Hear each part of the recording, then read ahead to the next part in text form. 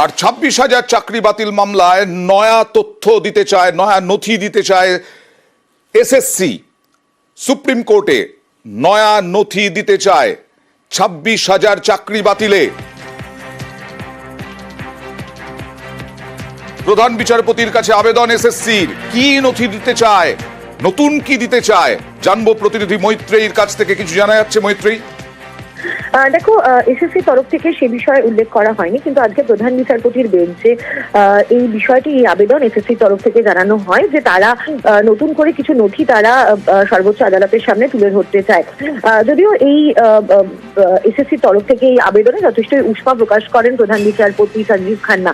তার বক্তব্য যে এত দীর্ঘ শুনানি হয়ে যাওয়ার পর এখন যখন শুনানি কনক্লুড হয়ে গিয়েছে, তারপরে কেন নথি দিতে চায় এসএসসি।